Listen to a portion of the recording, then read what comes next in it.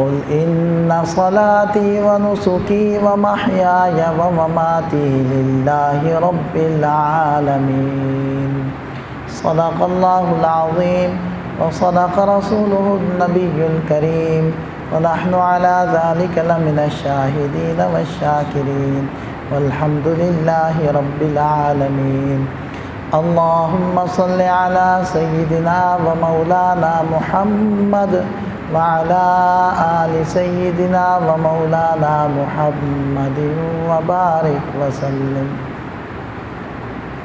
انتہائی قابل احترام سامعین گرامی، حضرت ابراہیم علیہ السلام اولو العزم انبیاء کرام میں سے ہیں، اور ان کا لقب جد الانبیاء بھی ہے، نبیوں کے دادا۔ اور ان کی ایک خاص فضیلت یہ ہے کہ ان کو خلیل اللہ کہا جاتا ہے، اللہ کے دوست۔ اور اللہ کریم نے ان کے بہت سارے امتحانات لیے ہیں، بہت ساری آزمائشوں میں، ابتلاؤں میں ان کو ڈالا ہے، لیکن حضرت ابراہیم علیہ السلام جبل و صبر و استقامت کے جبل وہ بنے رہے ہیں اور ڈٹے رہے ہیں۔ انہوں نے ایسی ایسی قربانیاں دی ہیں اور ایسے ایسے امتحانات پاس کیے ہیں کہ میں اور آپ سوچ بھی نہیں سکتے کہ ایک بڑی جو انہوں نے قربانی دی کہ لق و دق ایک میدان کے اندر جہاں کھانے پینے اور رہنے کا کوئی انتظام نہیں تھا، وہاں اپنی بیوی اور بچے کو چھوڑ کر تشریف لے آئے۔ یہ ایک چھوٹی قربانی نہیں تھی۔ ابھی کچھ دن پہلے میں نے اپنے بچے کو لاہور داخل کروایا، تو ایک ادارے میں داخل کروایا، تو وہاں وہی نہیں بلکہ 150-200 اور بچے بھی تھے۔ اب یہ پہلا میرا موقع تھا، پہلا تجربہ تھا کہ میں اپنے بچے کو دور لے کر گیا ہوں۔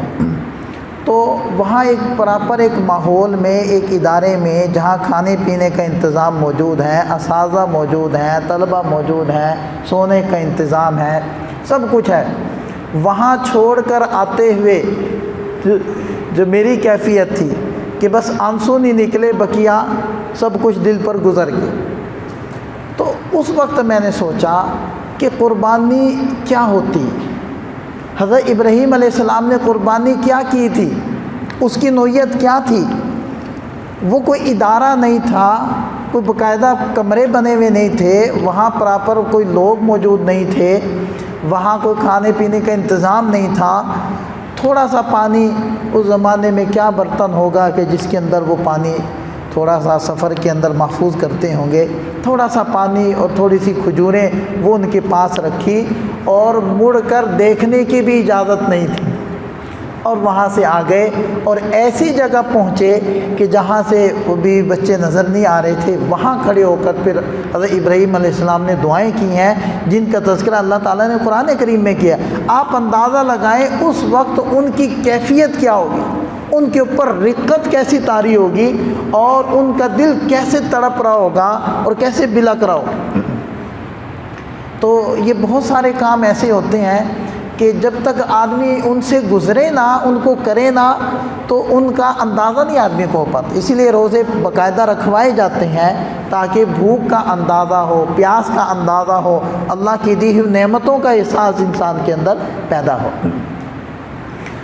تو بہرحال ایک بڑی قربانی حضرت ابراہیم علیہ السلام نے دی، اور اس سے بھی بہت آگے بڑھ کر جو قربانی وہ کیا تھی کہ جب وہ بچہ ہوشیار ہو گیا، شعور کی عمر کو پہنچا، تو اب حکم ہوا کہ اس کی گردن پر چھری چلانی۔ یہ اس سے بھی بڑی قربانی تھی، یعنی یہ تو چھوڑ آئے، اللہ کے نام پر چھوڑ آئے، بھی جو ہوگا اللہ جانے، جس نے حکم دیا ہے اس کا کام جانے، لیکن اپنے ہاتھ سے یہ عمل کرنا یہ کسی کی بس کی بات نہیں ہے، کسی کے بس کی بات نہیں ہے۔ حضرت ابراہیم علیہ السلام اس عمل سے، اس ابتلا سے، اس امتحان سے بھی گزر گئے اور اس پر پورے اترے، پورے نمبر لیے، کمال کر دیا۔ تو پھر ویسے ہی نہیں، اللہ تعالیٰ نے ان کا تذکرہ پھر قرآن میں کیا، ان کے بدلے میں، بیٹے کے بدلے میں ایک دمبا دیا، اور اللہ تعالیٰ کو یہ ادا ان کی اتنی اچھی لگی، ان کا یہ اللہ کے لیے کر گزرنا یہ اتنا پسند آیا، اللہ تعالیٰ نے قیامت تک کے لیے مسلمانوں کے لیے یہ ایک فرض اور واجب درجے کا عمل قرار دے دیا کہ تم نے جب بھی یہ موقع آئے گا، یہ دن آئیں گے، تم نے یہ عمل دہرانا ہے، تم نے یہ عمل کرنا ہے۔ اب دیکھیں کہ یہ تو قربانی ہو گئی، تو اس سے پہلے جب بچے کو پیاس لگی، پانی ختم ہو گیا، کھجوریں ختم ہو گئی، اور جو ماں تڑپی ہے اور پھر وہ ایک پہاڑی سے دوسری پہاڑی پر گئی ہے اور آئی ہے، اللہ کو وہ بھی ادا اتنی اچھی لگی کہ یہ میرے لیے ہو رہا ہے، یہ سب کچھ میرے لیے۔ تو اللہ تعالیٰ نے اس کو بھی قیامت تک کے لیے ایک عمل بنا دیا، جو بھی حاجی صاحب جائے گا، معتمر جائے گا، عمرہ کرنے والا جائے گا، اچھے خاصے سنجیدہ طبیعت کے آدمی، سفید ریش، لیکن وہاں حکم ہے تم نے تھوڑا تھوڑا سا دوڑنا ہے، باوقار طریقے سے چلنے کا حکم ہے۔ جماعت کھڑی ہو گئی، رکعت جانے کا خوف ہے، اللہ کے نبی صلی اللہ علیہ وسلم نے فرما دیا بھاگنا نہیں ہے، وقار نہیں چھوڑنا، اطمینان نہیں چھوڑنا، سنجیدگی ہاتھ سے نہ جانے پائے، آپ نے وقار سے چلتے ہوئے آنا ہے۔ فرمایا جو نماز پا لو امام کے ساتھ پڑھ لو، جو رہ جائے بعد میں پوری کر لو، بھاگنا نہیں ہے۔ لیکن اس موقع پر عمل بنا دیا کہ تم نے بھاگنا ہے، تم نے ادھر دوڑ لگانی ہے، تمہارا دوڑنا اور بھاگنا یہ اس وقت مجھے مطلوب ہے۔ کیوں؟ اس لیے کہ میری ایک محبوب بندی نے یہ عمل کیا۔ تو پیچھے قربانیاں ہوتی ہیں، یہ ویسے نہیں یہ کام وجود میں آ جاتے، اللہ کے محبوب بن جاتے کوئی۔ تو بہرحال ایک بڑا عمل ہے، وہ قربانی والا عمل ہے، لیکن اس کے پیچھے ایک واقعتاً حقیقی قربانی پائی جاتی ہے۔ تو یہ ایک یاد ہے حضرت ابراہیم علیہ السلام کی، ایک عبادت ہے جس امت کے ذمے لازم کر دی گئی، یہاں تک کہ اللہ کے نبی صلی اللہ علیہ وسلم نے ارشاد فرمایا کہ جو قربانی کی وسعت رکھتا ہو اور وسعت کے باوجود قربانی نہ کرے، وہ ہماری عیدگاہ میں نہ آئے، اس کو ہماری عیدگاہ میں آنے کی ضرورت نہیں ہے۔ اور اس کے فضائل بیان فرمائے کہ حضرت عائشہ صدیقہ رضی اللہ عنہا فرماتی ہیں کہ اللہ کے نبی صلی اللہ علیہ وسلم نے فرمایا ان قربانی کے ایام میں اللہ تعالیٰ کے نزدیک قربانی کرنے، جانور کو ذبح کرنے سے زیادہ افضل عمل اور کوئی نہیں۔ یہ احراق دم، یہ خون بہانا، یہ اللہ کو سب سے زیادہ پسندیدہ ہے۔ اور فرمایا کہ یہ جانور تمہارے قیامت کے دن اپنے سینگوں کے ساتھ، اپنے کھروں کے ساتھ آئیں گے، لہذا تم خوب خوش دلی کے ساتھ یہ قربانیاں کرو اور جانوروں کو ذبح کرو۔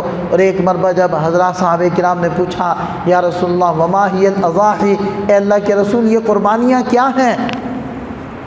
تو اللہ کے نبی صلی اللہ علیہ وسلم نے فرمایا سنت ابیکم ابراہیم، تمہارے روحانی باپ حضرت ابراہیم علیہ السلام کی یہ سنت ہے۔ تو صحابہ نے پوچھا یا رسول اللہ کہ ہمیں ان قربانیوں میں کیا ملے گا، اجر و ثواب کیا ہے؟ تو ارشاد فرمایا بکل شعرۃ صدقہ یا بکل شعرۃ حسنہ، ہر بال کے بدلے میں نیکی ملے گی۔ اب بعض جانور ایسے ہوتے ہیں کہ جن کے جسم پر بال تھوڑے ہوتے ہیں، لیکن جو اون والے جانور ہیں ان کے جسم پر اون بے بہا ہوتی۔ اب گائے ہے تو گائے کے بعض جگہوں پر آپ دیکھیں گے کہ بال بالکل بھی نہیں، اور بعض جگہوں پر ہوتے ہیں ایسے ذرا خال خال بال ہوتے ہیں، بعض جگہوں پر تھوڑے گھنے ہوتے ہیں۔ لیکن آپ نے اون والے جانوروں کو دیکھا ہوگا کہ وہ سارے بھرے ہوئے ہوتے ہیں اون سے، اور ان کے اندر جو اون کے ریشے ہیں وہ لا تعداد بے حساب ہوتے ہیں۔ تو اس پر حضرات صحابہ کرام نے پوچھ لیا فصوف یا رسول اللہ کے رسول اگر اون ہو تو اس کا کیا حکم ہے؟ تو آپ علیہ السلام نے فرمایا بکل شعرۃ حسنہ، ہر اون کے ہر بال کے بدلے میں تمہیں ایک نیکی ملے گی۔ تو یہ بڑا اجر و ثواب کا ایک عمل ہے جو عنقریب آنے والا ہے، چونکہ اس کی تیاری ابھی سے کرنی ہے۔ اس وجہ سے کچھ عرصہ پہلے میں نے یہ سوچا کہ اس کے احکامات ذکر ہو جائیں تاکہ قربانی خریدنا اور پھر اس کو آداب کے ساتھ کرنا وہ آسان ہو جائے۔ تو سب سے پہلے ہم یہ سمجھیں گے کہ قربانی کس پر واجب ہوتی ہے۔ تو مالدار پر قربانی واجب ہے۔ بعض لوگ یہ سمجھتے ہیں کہ جس کے اوپر زکوٰۃ فرض ہو اسی پر قربانی بھی واجب ہوتی ہے، حالانکہ ایسا نہیں ہے۔ زکوٰۃ کا نصاب اور ہے اور قربانی کا نصاب اور ہے۔ بہت سارے ایسے لوگ ملیں گے کہ جن کے اوپر زکوٰۃ تو فرض نہیں لیکن ان کے اوپر قربانی فرض ہے، اس لیے اس چیز کو الگ الگ رکھنا چاہیے، یہ مسئلہ خلط ملط نہیں کرنا چاہیے۔ قربانی کا نصاب کیا ہے؟ ہر مسلمان عاقل بالغ اور مقیم، عاقل بالغ ہو، مقیم ہو، مسافر نہ ہو، عاقل بالغ مقیم ہو اور اس کے پاس 52.5 تولہ چاندی کی قیمت کے بقدر سونا، چاندی، نقدی، مال تجارت یا ضرورت سے زائد سامان اگر ہوگا تو اس شخص پر، اس مرد پر یا اس عورت پر قربانی واجب ہے۔ اب یہ 52.5 تولہ چاندی، اس کو آسان کر لیں کہ آج کل 52.5 تولہ چاندی لگ بھگ 88,000 یا 90,000 یا کچھ کم و بیش، وہ تو وقتی طور پر ریٹ معلوم کیا جا سکتا ہے۔ تو یہ جو قیمت ہے، اتنی قیمت کے بقدر اگر کسی کے پاس سونا رکھا ہوا ہے، چاندی رکھی ہوئی ہے، نقدی ہے، کرنسی ہے، کسی بھی ملک کی کرنسی، اور اسی طرح مال تجارت ہے، وہ یعنی بیچنے والی چیزیں۔ مال تجارت وہ ہوتا ہے کہ جس کو آپ نے خریدتے ہوئے نیت کی ہے کہ میں نے اس کو بیچنا ہے، وہ مال تجارت ہے۔ چاہے وہ سائیکل ہے، چاہے وہ موٹر سائیکل ہے، چاہے وہ کار ہے، چاہے وہ پلاٹ اور مکان ہے، چاہے وہ دوسری گھر کی گھریلو استعمال کی چیزیں ہیں، کھانے پینے سے متعلق ہیں، وہ سب مال تجارت کے اندر آ جائیں گے۔ اور اسی طرح 5ویں چیز ہے ضرورت سے زائد سامان۔ ضرورت سے زائد سامان وہ کہلاتا ہے کہ جو گرمی اور سردی، اسی طرح مہمانوں کی آمد پر بھی استعمال نہیں ہوتا، یہ سارا سامان ضرورت سے زائد کے اندر چلا جائے گا۔ اسی طرح شرعاً جو چیزیں ناجائز ہیں استعمال کرنی، وہ چیزیں خرید کر رکھی ہوئی ہیں تو وہ بھی ضرورت سے زائد کے اندر چلی جائیں گی۔ تو ان کو شامل کر کے اگر 52.5 تولہ چاندی کی قیمت کے بقدر پہنچتی ہے اس کی مالیت، تو اس کے اوپر سال کا گزرنا بھی شرط نہیں ہے۔ ایسے مرد پر اور ایسی عورت پر قربانی کرنا واجب ہے۔ حتیٰ کہ 3 دن ہوتے ہیں قربانی کے، تو 10، 11، 12، تو 12ویں کی عصر تک بھی، مغرب تک بھی اگر اتنا مال آ گیا کہ جو بتلایا گیا ہے تو تب بھی قربانی واجب ہو جائے گی۔ تو یہ قربانی کا نصاب ہو گیا۔ اس میں اور زکوٰۃ میں 2-3 فرق ہے۔ پہلا فرق تو یہی ہے کہ زکوٰۃ کے اندر ضرورت سے زائد سامان کو نہیں گنا جاتا اور قربانی کے اندر دیکھا جاتا ہے۔ دوسرے نمبر پر زکوٰۃ کے اندر سال کا گزرنا شرط ہوتا ہے اور قربانی کے نصاب بنانے میں سال کا گزرنا شرط نہیں ہوتا۔ یہ فرق ہے۔ تو اگر ہم اس نصاب کو اپنے ذہن میں رکھیں گے تو ہمیں سمجھ میں آئے گی یہ بات کہ ہم میں سے بہت سارے لوگوں کے اوپر قربانی واجب ہوتی ہے لیکن ناسمجھی کی وجہ سے کرتے ہی نہیں۔ عام طور پر یہ غلط فہمی پائی جاتی ہے کہ جی چونکہ اکٹھے ہم رہتے ہیں گھر میں، ایک ہی جگہ کھانا پکتا ہے، کوئی الگ الگ کھانا نہیں پکتا، فیملیاں الگ نہیں ہے، لہذا ہم سب کے اوپر بس ایک ہی قربانی۔ لہذا کیا کرتے ہیں، بڑا جو گھر کا سربراہ ہوتا ہے وہ ایک قربانی کر دیتا ہے تو وہ سب کی طرف سے شمار کی جاتی ہے، حالانکہ ایسا نہیں ہوگا۔ ہر عاقل بالغ صاحب نصاب کو الگ الگ شمار کیا جائے گا اور اس کا حساب لگایا جائے گا۔ بعض لوگ سمجھتے ہیں کہ جی میری تو ابھی شادی نہیں ہوئی اس لیے شاید میرے اوپر قربانی نہیں ہے، تو قربانی کے واجب ہونے کے لیے شادی شدہ ہونا شرط نہیں ہے۔ بعض کہتے ہیں کہ جی میں برسر روزگار نہیں ہوں اس لیے مجھ پر قربانی واجب نہیں ہے، تو قربانی کے وجوب کے لیے برسر روزگار ہونا شرط نہیں ہے۔ بعض سمجھتے ہیں کہ جی ہم جوائنٹ فیملی سسٹم ہے، میں الگ نہیں رہتا، تو قربانی کے وجوب کے لیے الگ رہنا شرط نہیں ہے۔ یہ جو ہمارے ذہنوں کے اندر شرطیں ہیں ان میں سے کوئی بھی نہیں۔ میں پھر ایک مربع بتلا دوں، ہر مسلمان عاقل بالغ، نابالغ نہ ہو، مقیم، صاحب نصاب پر قربانی واجب، اور نصاب میں نے عرض کر دیا۔ اب اس کے اندر خود بخود وہ چیزیں، وہ مسائل آپ کے حل ہو جانے چاہیے، یا وہ غلطیاں ان کی اصلاح ہو جانی چاہیے جو عام طور پر ہوتی ہے کہ جی بس ایک نے کر دی، یا سب نے مل کر ایک قربانی کر لی، ایک بکرا خرید لیا، تو اس سے کسی کی بھی قربانی ادا نہیں ہوگی۔ ہر ایک کو اپنا الگ الگ نصاب بنانا ہوگا اور دیکھنا ہوگا۔ بہت سارے لوگ کہتے ہیں کہ جی ہمارے پاس زیور ہے لیکن وہ بیوی استعمال کرتی ہے، کچھ میرا ہے کچھ اس کا ہے، لیکن ہم نے کوئی تخصیص نہیں کی ہوئی، بس ملا جلا کام ہے، تو یہ غلطی پر ہے۔ اس کی تخصیص تعیین ہونی چاہیے، وضاحت ہونی چاہیے کہ بیوی کا زیور کتنا ہے، خاوند کا زیور کتنا ہے۔ بیوی کا جو ملکیتی زیور ہوگا اس کی زکوٰۃ اور اس کے اوپر قربانی اس کے ذمہ ہوگی، اور خاوند کی جو ملکیت کا زیور ہوگا اس کی زکوٰۃ اور قربانی خاوند کے ذمہ ہوگی۔ اسی طرح بعض لوگ یہ کہتے ہیں کہ جی یہ زیور تو میں نے رکھ لیا اپنی بچی کو دینے کے لیے، لہذا یہ تو بچی کا ہو گیا۔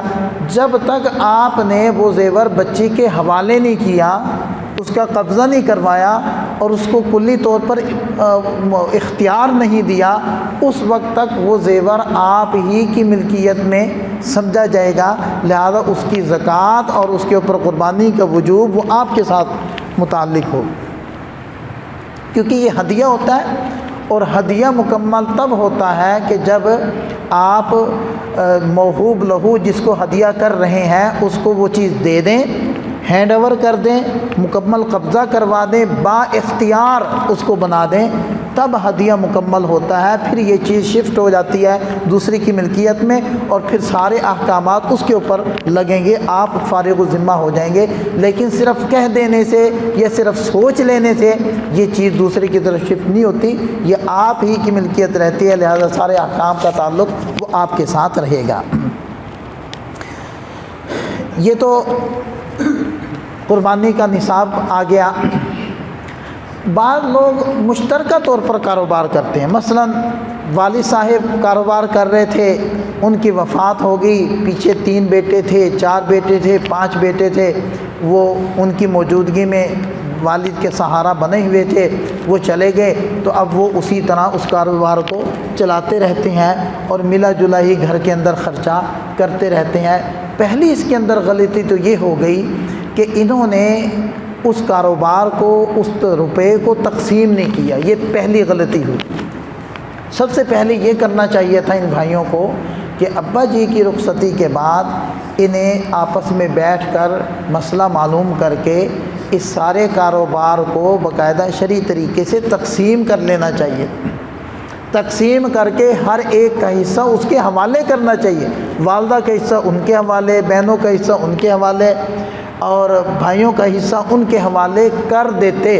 اس کے بعد پھر بھلے اس کو مکس کر لیں اور پھر بھلے اس کو اکٹھا کر لیں اور جیسے کاروبار کر رہے تھے ویسے ہی کرنے لگ لیں۔ لیکن ایک مرتبہ تعیین ضروری تھی، حساب کتاب ضروری تھا، وہ لوگ نہیں کرتے، جس کی وجہ سے بعد میں ایسے ایسے مسائل جنم لیتے ہیں، پھر وہ لا ینحل ہوتے ہیں، پھر ان کا حل بھی کوئی نہیں ہوتا۔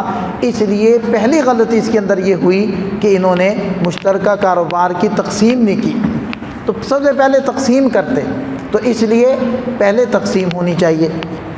دوسرے نمبر پر جب یہ مشترکہ کاروبار چل رہا ہے، مثلا 4 بھائی ہیں اور مثال کے طور پر 2 لاکھ وہ انہوں نے کاروبار میں لگایا ہوا ہے، تو اب دیکھا جائے گا کہ ہر ایک کے حصے میں کتنے آنے ہیں۔ ظاہر بات ہے 50,000 روپے ہر ایک کے حصے میں آئیں گے، اور 50,000 روپے اتنی بڑی رقم نہیں ہے کہ اس کے اوپر قربانی واجب ہوتی ہو، اور اگر ان کی ذاتی اس کاروبار کے علاوہ اور بھی کوئی مالیت نہیں ہے، ان کے پاس رقم نہیں ہے، تو پھر صرف 50,000 کے اوپر قربانی نہیں آتی، ان کے اوپر قربانی کسی پر بھی واجب نہیں ہوگی۔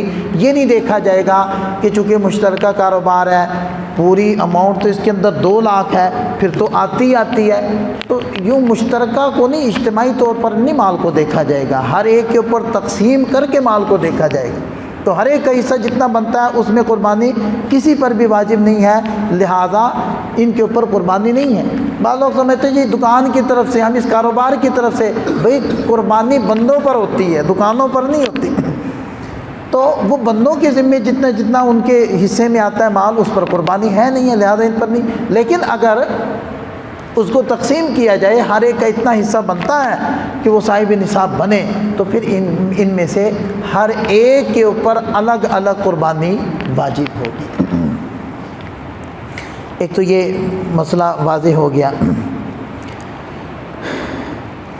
بعض لوگ کرتے ہیں کہ جی کسی اپنے عزیز کو قریبی دنیا سے چلا گیا تو اس کی طرف سے نفلی قربانی کرتے ہیں، تو نفلی قربانی کرنے میں کوئی حرج نہیں ہے، بلکہ حضرت علی کرم اللہ وجہہ جب بھی قربانی کرتے تو وہ 2 جانور، 2 مینڈے وہ کیا کرتے تھے۔ تو ایک صحابی نے جب پوچھا تو انہوں نے عرض کیا کہ مجھے نبی پاک صلی اللہ علیہ وسلم نے وصیت کی ہے کہ میں ہمیشہ آپ علیہ السلام کی طرف سے قربانی کروں، لہٰذا میں ہمیشہ ان کی طرف سے ایک قربانی لازمی کرتا ہوں۔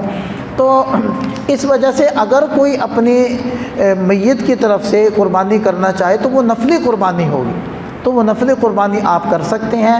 اس کے اندر کوئی بھی نیت کر لیں، چاہے یہ نیت کر لیں کہ جی میں اس کی طرف سے قربانی کر رہا ہوں، پھر بھی اس کا ثواب اس کو پہنچ جائے گا، اور اگر آپ یہ نیت کریں کہ جی قربانی اپنی طرف سے کر رہا ہوں اور اس کا ثواب پہنچانا چاہتا ہوں، تو پھر بھی ٹھیک ہے۔ اور یہ نفلی قربانی جس جانور میں آپ نے فرض قربانی اپنی واجب قربانی لی ہوئی ہے، اسی کے اندر اگر آپ نفلی قربانی بھی لینا چاہیں تو آپ لے سکتے ہیں۔ اسی طرح بعض لوگ پوچھتے رہتے ہیں کہ جی ہم نے عقیقہ سوچا ہوا تھا، تو عقیقہ اس جانور میں کر سکتے ہیں نہیں کر سکتے؟ تو قربانی والے جانور میں عقیقہ بھی آپ لے سکتے ہیں۔ عقیقہ کرنا ہو یا نفلی قربانی کرنی ہو کسی زندہ کی طرف سے یا کسی میت کی طرف سے، تو وہ ساری قسم کی قربانیاں آپ کر سکتے ہیں۔ بلکہ حدیث میں آتا ہے کہ ان دنوں کے اندر دوسرے نفلی کام کسی جو ہے میت کی طرف سے کرنے کی بنسبت قربانی کرنا اس کا ثواب زیادہ ہے، کیونکہ ان دنوں کے اندر قربانی کا ثواب زیادہ ہوتا ہے۔ تو بہرحال یہ زندہ کی طرف سے بھی ہو سکتی ہے اور میت کی طرف سے بھی ہو سکتی ہے، لیکن ایسا کبھی بھی نہیں کرنا کہ آدمی کے اپنے ذمے واجب قربانی ہو، وہ نہیں کر رہا، نفلی قربانیاں کر رہے ہیں۔ تو اگر اس نے قربانی کرتے ہوئے اپنی نیت نہیں کی بلکہ کسی اور کی نیت کر لی جو وفات پا چکا تھا، تو یہ نفلی قربانی اس کی طرف سے ہو جائے گی اور اس کے ذمے وجوب باقی رہے گی۔ یہ ایک تیر سے 2 شکار نہیں کرنا، ایک تیر سے ایک ہی شکار کرنا۔ آپ کے ذمے جو واجب قربانی ہے اس میں آپ کسی اور کی نیت نہیں کر سکتے، اس میں آپ نے اپنی نیت کرنی۔ ہاں البتہ اگر ایک نفلی قربانی کر رہے ہیں اس کے اندر آپ چاہتے ہیں کہ میں صرف ایک شخص کی نیت نہ کروں بلکہ جتنے مومن مومنات وفات پا چکے ہیں، جتنے انبیاء کرام اور حضرات صحابہ کرام وہ وفات پا چکے ہیں، میں سب کی طرف سے نیت کر لیتا ہوں تاکہ سب کو ثواب اس کا پہنچ جائے، تو اس کی اجازت نہیں۔ نفلی میں آپ ایک شخص کی نیت کریں، 1000 کی نیت کریں، 1,00,000 کی نیت کریں، کر سکتے ہیں، لیکن اپنی واجب کے اندر آپ کسی اور کی نیت نہیں کر سکتے، وہ آپ نے اپنی ذمہ داری اور اپنے فریضے کو ادا کرنا ہے۔ اسی طرح جو ہمارے یہاں مشترکہ حصے ڈالتے ہیں، قربانی کرتے ہیں، تو اس کے اندر بہت زیادہ احتیاط کرنی چاہیے۔ اس احتیاط میں سے ایک یہ بھی ہے کہ سب کے عقیدے ٹھیک ہوں، سب کی نیت ٹھیک ہو۔ اگر ان میں سے کسی کا عقیدہ ٹھیک نہیں ہوا یا کسی کی نیت غلط ہو گئی، یعنی گوشت کھانے کی نیت ہو گئی، گوشت اکٹھا کرنے کی نیت ہو گئی، جب وہ گوشت بیچتا ہے تو گوشت بیچنے کی نیت اس کی ہو گئی، تو اس کی قربانی کے ساتھ ساتھ کسی کی بھی قربانی ٹھیک نہیں ہو۔ لہذا سب کے لیے نیت ٹھیک رکھنا اور سب کے لیے عقیدہ ٹھیک ہونا یہ ضروری ہے مشترکہ جانور کے اندر۔ اور اس کا بہترین طریقہ یہ ہوتا ہے مشترکہ جانور میں کہ پہلے رقم اکٹھی کی جائے، بعد میں جانور خریدا جائے۔ اگرچہ اور صورتیں بھی ہیں لیکن ان میں سب سے محتاط صورت یہی ہوتی ہے کہ پہلے پیسے اکٹھے کریں۔ عام طور پر لوگ یہ کر لیتے ہیں کہ پہلے جانور خرید لیا پھر اس میں حصے ڈال لیے، اگرچہ یہ بھی صورتیں جائز ہیں، لیکن میں بتا رہا ہوں کہ احوط احتیاط والی سب سے جو صورت ہے وہ یہ ہے کہ پہلے پیسے اکٹھے کریں، بعد میں آپ جا کر قربانی کا جانور خریدیں۔ اور یہ بات میں دوبارہ دہرانے لگا ہوں کہ جیسے نماز ہر ایک کے ذمے الگ الگ فرض ہے، کوئی دوسرا اگر ابا جی نماز میری طرف سے ادا کر دیں تو سب گھر والوں کی طرف سے ہو گئی، ابا جی نے نماز پڑھ لی بس سب سبکدوش ہو گئے، جیسے اس طرح نہیں ہوتا اسی طرح ابا جان کی طرف سے قربانی انہوں نے کر دی تو سب کی طرف سے ہو جائے، ایسا نہیں ہوگا۔ ہر ایک کو اپنا الگ حساب دیکھنا پڑے گا، الگ حساب لگانا پڑے گا۔ ہاں میرے ذمہ قربانی تھی اور میرے والد صاحب نے مجھ سے پوچھ کر میرے علم میں لا کر میری طرف سے وہ قربانی کر دی تو وہ ادا ہو جائے گی۔ انہوں نے بڑا جانور خرید لیا، انہوں نے کہا کہ یہ ایک حصہ آپ کو ہو گیا، ایک حصہ فلاں کا، ایک حصہ فلاں کا، ایک فلاں کا، ٹھیک ہے پیسے دینا چاہو تو دے دینا، نہیں دو تو پھر بھی خیر ہے۔ تو بہرحال انہوں نے قربانی کر دی، اطلاع دے دی، بتلا دیا، گویا کہ اجازت لے لی، یہ جائز۔ اگر اجازت نہیں لی، معلوم ہی نہیں ہے جس کی طرف سے قربانی کی جا رہی ہے تو پھر اس کی طرف سے قربانی درست نہیں ہوگی۔ ہاں نفلی درست ہو جاتی، نفلی کے لیے اجازت کی ضرورت نہیں ہے، لیکن واجب قربانی کے لیے اجازت لینا ضروری ہے، علم میں لانا ضروری ہے۔ تو بہرحال یہ قربانی کے چند بنیادی مسائل ہیں، کیونکہ ہم نے آج کل میں قربانیاں خریدنی ہیں اور ہر شخص نے اپنے اپنے نصاب کو دیکھنا ہے، تو اس لیے ہر شخص اپنا حساب لگائے، اپنی ملکیت کی چیزوں کو الگ کرے، اپنا حساب کتاب اپنا الگ رکھے، تاکہ اس کو پتہ ہو کہ میں مالدار ہوں شریعت کی نظر میں یا میں غریب ہوں۔ ایک تو عام ہمارے ذہن کے مطابق مالداری یا غربت ہے نا، ایک شریعت کی نگاہ میں مالداری اور غربت ہے، تو اس لیے ہر شخص کو جب معلوم ہوگا کہ میری ملکیت میں ہے کیا کچھ تو تبھی وہ اندازہ لگا سکے گا نا کہ میں مالدار ہوں یا غریب ہوں۔ تو وہ اگر مالدار ہوگا تو پھر اس کے ذمے قربانی لازم ہوگی، عورتوں کے ذمے الگ قربانی ہوگی۔ بہت ساری عورتیں گھروں کے اندر ان کے پاس تولہ 2 تولہ زیور ہوتا ہے، وہ اس بنیاد کے اوپر بیٹھی رہتی ہیں کہ جی جب تک 7.5 تولہ سونا نہیں ہوگا اس وقت تک قربانی واجب نہیں۔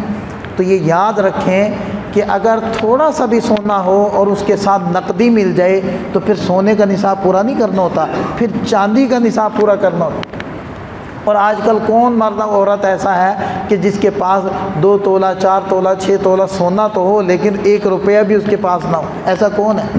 کیونکہ ہماری خرید و فروخت اس وقت روپے کے ساتھ چلتی ہے، سونے کے ساتھ نہیں چلتی۔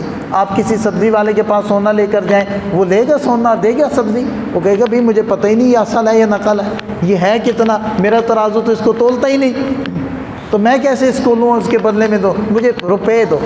حالانکہ روپے کچھ بھی نہیں، صرف حکومت کہتی ہے کہ یہ قیمتی ہے تو روپے سے ہم خریدنا بیچنا کرتے ہیں، سونے سے نہیں کرتے۔ اس وجہ سے جب سونا تھوڑا سا بھی ہوگا اس کے ساتھ نقدی مل جائے گی تو پھر سونے کا نصاب نہیں ہوگا، پھر چاندی کا نصاب معیار ہوگا۔